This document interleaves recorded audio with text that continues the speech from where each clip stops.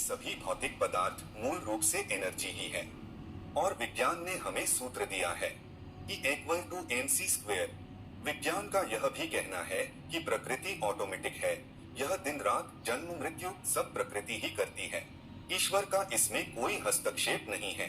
जबकि हमारा वैदिक धर्म कहता है कि प्रकृति यदि ऑटोमेटिक है तो उसे ऑटोमेटिक बनाने वाला भी कोई है। सृष्टि निर्माण के बारे में विज्ञान हमें बिग बैंग की थ्योरी देता है, लेकिन बिग बैंग से पहले क्या था उसके बारे में विज्ञान मौन हो जाता है।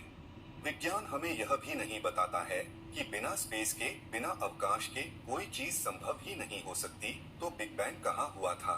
लेकिन हमारे वैदिक धर्म में बिग बैंग से पहले क्या था उसकी भी बात की गई है। अब हम प्रकृति की बात करते हैं। प्रकृति का मतलब यह नहीं है कि जो हमें दिखाई देता है। प्रकृति का मतलब होता है कृति से पहले, यानी कि बिफोर क्रिएशन, यानी कि सर्जन से पहले जो स्थिति थी वह कहलाती है प्रकृति। प्रकृति में सब कुछ पैदा करने की क्षमता थी। वो जो चाहे पैदा कर सकती थी और इसीलिए प्रकृति को सर्वगर्भाय कहा जाता है। जो भी संसार में पैदा होगा वह प्रकृति से पैदा होगा। जो चीज जहाँ नहीं है वहां से पैदा नहीं हो सकती। X निहिलो निहिल fit. विज्ञान के इस मूल सिद्धांत को हमारे यहाँ हजारों साल पहले ही बता दिया गया था। Out of nothing nothing is produced, from zero can be zero produced, something can produce something. इसका मतलब कि समथिंग समथिंग को प्रोड्यूस करती है। मतलब कि समथिंग यानी कि प्रकृति एग्जिस्ट करती है।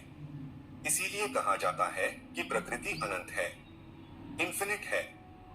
न सतो विद्यते भावो न भावो विद्यते सतः। जो चीज जहां पर नहीं है वहां से वह चीज निकल ही नहीं सकती।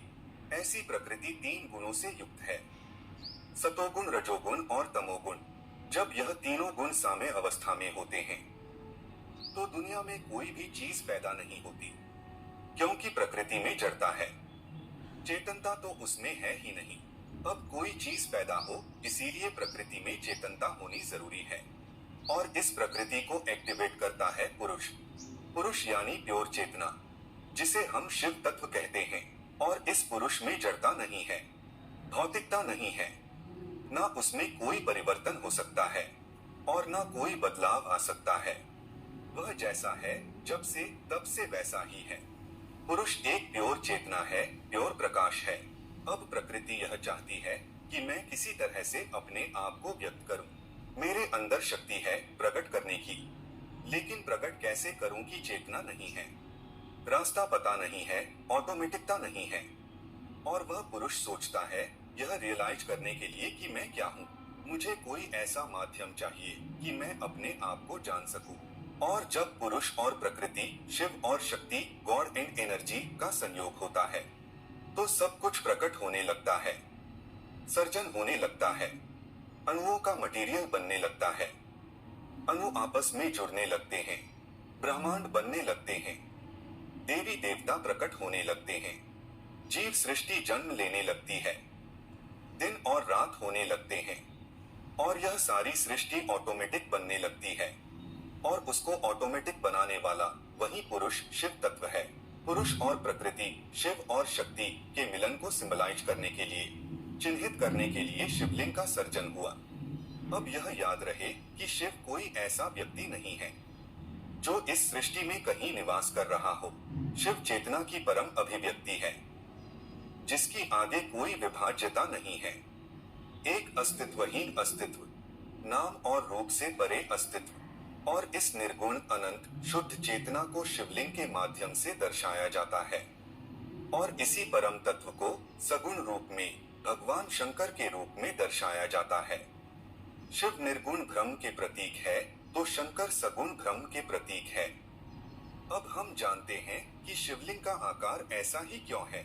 शिवलिंग शिव और शक्ति, पुरुष और प्रकृति के मिलन का प्रतीक है। तो प्रकृति को हम कैसे सिंबलाइज कर सकते हैं? यदि हम प्रकृति को पत्तियों के रूप में दर्शाते हैं तो प्राणी और दूसरे सभी तत्व छूट जाते हैं। यदि हम प्रकृति को मनुष्य के रूप में दर्शाते हैं तो भी प्रकृति को पूर्ण रूप से नहीं दर्शा पाते हैं, क्योंकि प्रकृति अनंत है और इस अनंत और विशाल प्रकृति को दर्शाने के लिए जाने वाला प्रतीक भी विशाल होना चाहिए, जैसे कि गैलेक्सी या ब्रह्मांड। और प्रकृति को ब्रह्मांड के रूप में दर्शाना एकदम सटीक है, क्योंकि उसमें प्रकृति के ज्यादातर सभी तत्व शामिल हो जाते हैं। और शिवलिंग का जो नीचे का हिस्सा है वह प्रकृति है, जो ब्रह्मांड के आकार को दर्शाती है और भौतिक जगत को भी दर्शाती है। अब शिवलिंग का ऊपर का हिस्सा ऐसा क्यों बनाया गया है? तो आज भी जब हम परम तत्व को दर्शाते हैं तो उसे एक ज्योति के रूप में दर्शाते हैं, और इस परम शुद्ध चेतना शिवत्व को ज्योति रूप के सिवा और किसी रूप में दर्शा ही नहीं सकते। और भारत में जो 12 स्वयंभू शिवलिंग है उन्हें भी ज्योतिर्लिंग ही कहा जाता है। और श्वेत ज्योति रूप होने के कारण ही भगवान शिव को कर्पूर गौरम, कपूर के जैसे गोरे वर्ण के कहा जाता है।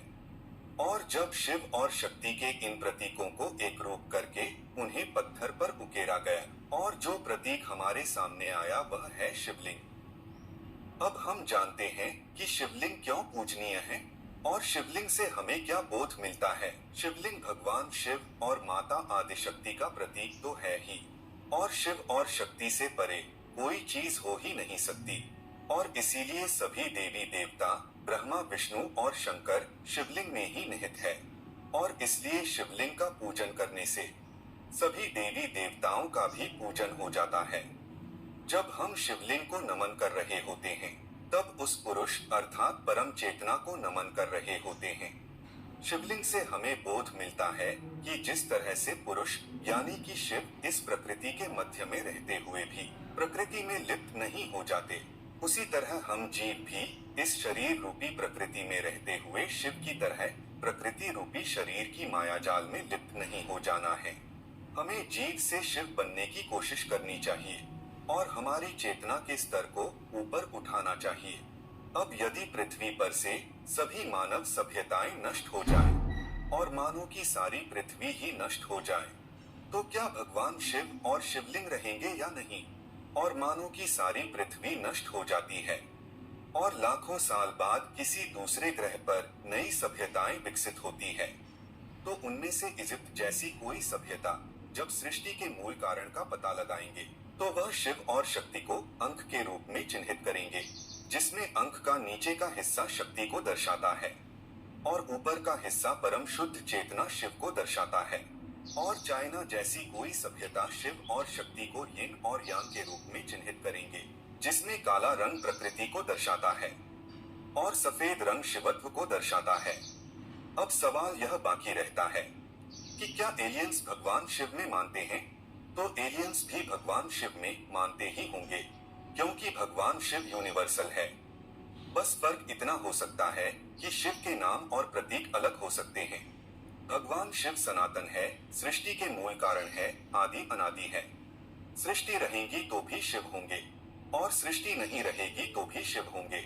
तो मित्रों, यह प्रस्तुति आपको पसंद आई है तो प्रस्तुति को लाइक और चैनल को सब्सक्राइब जरूर करें और कमेंट में ओम नमः शिवाय अवश्य ही लिखेगा। प्यारे दोस्तों, ये था एक वक्तव्य जो एक हमारे प्रिय दोस्त दे रहे थे और जिसको मैं अपने चैनल में उनकी अनुमति से प्रस्तुत कर रहा हूँ। धन्य महापुरुष, आपकी आवाज़ में जादू है, आपके ज्ञान में गंभीरता है और आपका मैं शिष्य हूँ, पंडित योगी वीरेंद्र योगी, पंडित फकीर योगी वीरेंद्र योगी। धन्यवाद।